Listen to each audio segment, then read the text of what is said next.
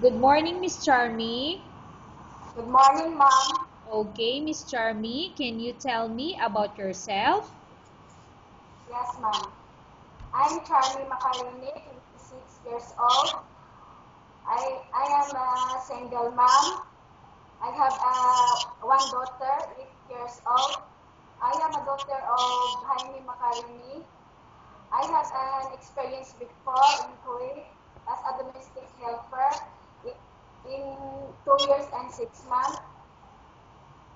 I I am graduate in Malimuno National High School last 2006-2007. That's all. Thank you. Okay, I have few questions for you to answer, so let's start. Why do you want to work as a maid? Because I want to help my family and my daughter mom. Okay, why you choose Malaysia when there is a lot of other country?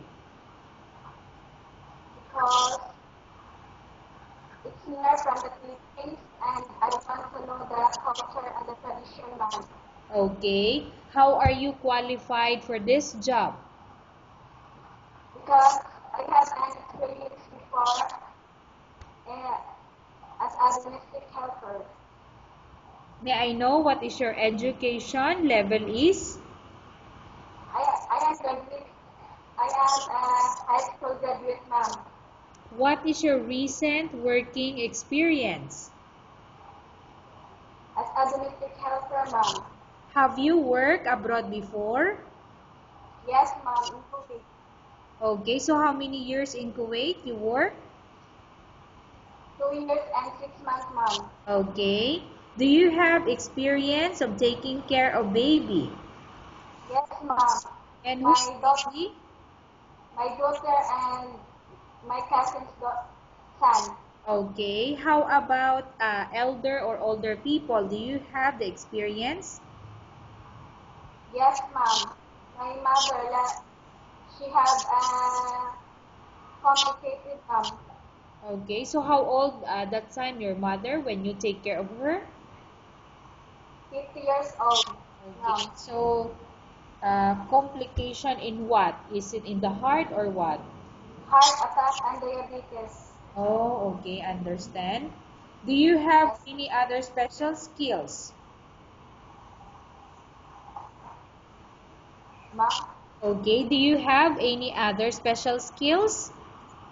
Yes ma'am.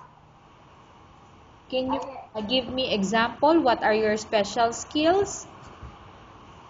like ironing, washing, and taking care of baby. Okay. That's all, ma'am. Are you willing to learn new skills?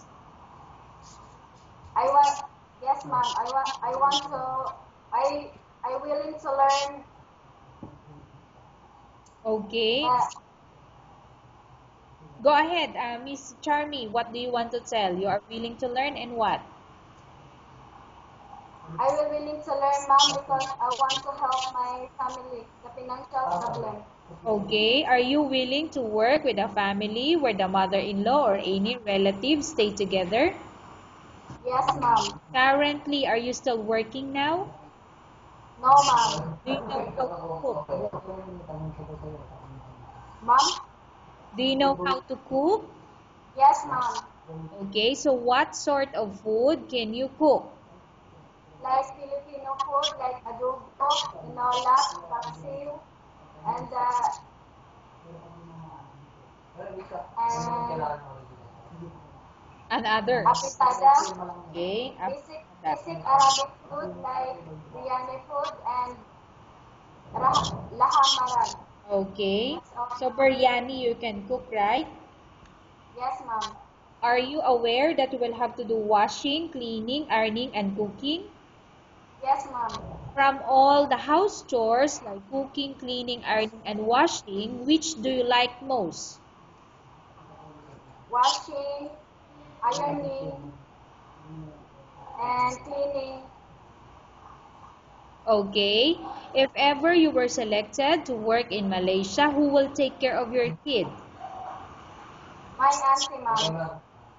You are not allowed to use handphone or cell phone during working hours.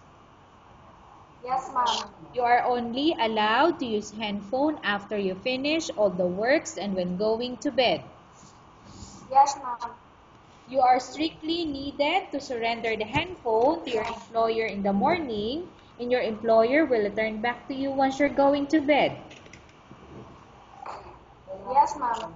If ever your employer finds out that you're abusing of using your handphone and it's affected your work performance, your employer will confiscate your handphone and you're not allowed to hold it anymore. Instead, your employer will allow you to call your family 3 times in a month. You're only allowed to bring normal phone and you're not allowed to bring smartphone. Are you agreed for the terms and condition? Yes, ma'am. Are you agreed to the rules and regulation for the handphone? Yes, ma'am. How many years is the contract as you agreed and understand? 2 years, ma'am. Can you describe for me your ethics or your attitude?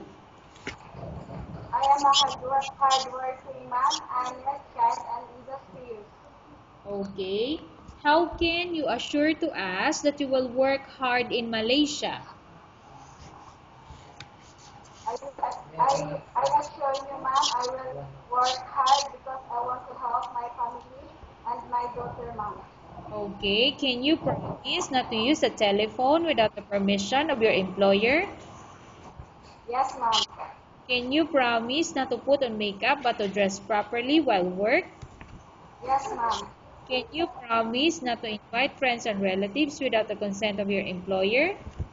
Yes, ma'am. Can you promise not to ask for advance Yes. leave from your employer under any circumstances? Yes, ma'am. Do you really understand of the rules and regulation of the agency?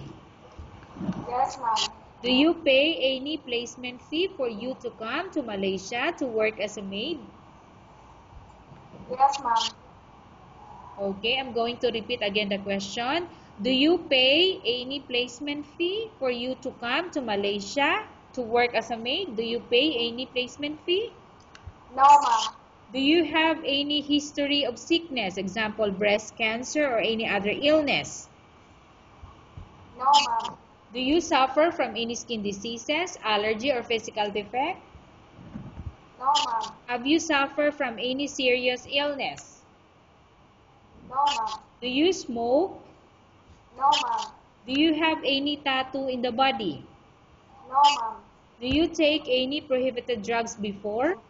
No, ma'am. Have you undergone any operation or surgery? No, ma'am. Are you medically fit? Are you fit to work? Yes, ma'am. Are you in any medication? No, ma'am. Are you allergic with any food? No, ma'am. Are you prepared to work for the employer of any race? Yes, ma'am. Are you prepared to eat the type of food taken or given by your employer? Yes, ma'am. Are you afraid being left alone in the house? No, ma'am. Are you afraid of dogs or other pets? No, ma'am. Can you promise to work according to instruction from your employer? Yes, ma'am. Do you have any immediate family working in Malaysia? No, ma'am. Okay, Ms. Charmy, we have finished our question section. Let's go to case study. I have a case study for you and I want you to answer me truthfully. Upon arrival in Malaysia within 6 months, if ever any of your family members pass away, what will you do? Will you continue to work till finish your contract or you will go back? I will continue my work until I finish my contract, ma'am. Okay. Tell us about yourself and why do you want to work in Malaysia as domestic helper? I am a hardworking, kind, honest, and I want to help my family, ma'am. Okay. Miss Charmy, what do you want to tell to your employer who's watching your video? Ma'am, please choose me because I am a hardworking, honest, and industrious. That's all, ma'am. Okay, thank you very much, Miss Charmy. We will update your agency if there's any selection made by the employer. Yes, ma'am.